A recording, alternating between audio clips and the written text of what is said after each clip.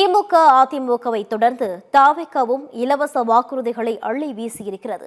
இது குறித்து அரசியல் கட்சித் தலைவர்கள் அளித்த பேட்டிகளை பார்க்கலாம். முக்கியமான சில வாக்குறுதிகளை படிப்போமா? பெண்கள், குழந்தைகள் மற்றும் முதியோருக்கென தனி இலாக்கா உருவாக்கப்படும். 2வது, மதிப்பு மிகு மகளிர் திட்டம். 60 வயது வரை உள்ள அனைத்து குடும்ப தலைவிகளுக்கும் மாதம் 2500 ரூபாய் வழங்கப்படும். அடுத்து, அன்னபூரணி சூப்பர் 6 திட்டம். ஒவ்வொரு குடும்பத்திற்கும் வருடத்திற்கு 6 கேஸ் சிலிண்டர்கள் கட்டணமின்றி வழங்கப்படும்.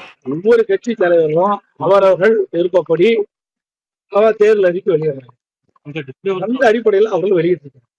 ஏற்கனவே திராவிட முன்னேற்றக் கழகம் வெற்றி முகட்டிலே நின்று கொண்டிருப்பதால் தமிழக மக்களுடைய மனங்களை தமிழக முதலமைச்சர் தன் அறிவிப்புகளால் கவர்ந்து விட்டதால் எப்படி எதிர்கொள்வது என்ற நிலையில் அவர் இந்த அறிவிப்புகளை எல்லாம் செய்கிறார். அது அவர் கட்சிக்குள்ள உரிமை. இது புலியை பார்த்து பூனை கோடு போட்டு கொண்ட கதை என்று சொல்வார்களே, அப்படித்தான் என்று நான் கருதுகிறேன். அது எந்த வகையிலும் திமுக கூட்டணியின் செல்வாக்கை பாதிக்காது என்று நம்புகிறேன். அவர் தான் இலவசங்கள் இல்லைன்னாரு, இப்போ இலவசத்துக்கு வந்திருக்கிறாரு. ஃபர்ஸ்ட் தேர்தல் அவர் இன்னும் எதுவும் ப்ரூவன் கிடையாது, எதுவும் நிரூபிக்கலை தமிழக அரசியலில். சினிமா ரசிகர்கள் எல்லாமே அவருக்கு அரசியலில் மாறுவாங்க, அவங்களுக்கு ஓட்டு போடுவாங்க அல்லது அவர்களுக்காக வேலை செய்வாங்கன்றதெல்லாம் நம்ம தமிழ்நாட்டில் அதெல்லாம் எம்ஜிஆர் காலத்தோடு முடிஞ்சிருச்சாங்க. இதெல்லாம் சொல்ல போனால் வெத்து வேட்டுன்னு தான் சொல்லுவோம்.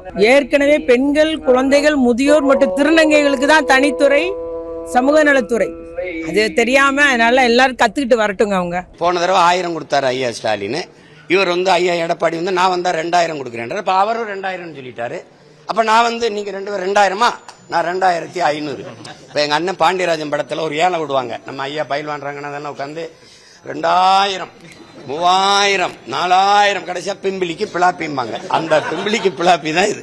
அது எப்ப பிளாப் ஆகுதோ அது வரை நம்ம காத்துக்கிட்டு இருக்கணும்.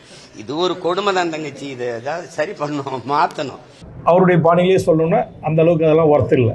அவர் சொல்வதெல்லாம் பல திட்டங்கள் இந்த மண்ணில் ஆண்டாண்டு காலமாக 12 காலமாக நடந்தேறி வருகின்ற திட்டங்கள்.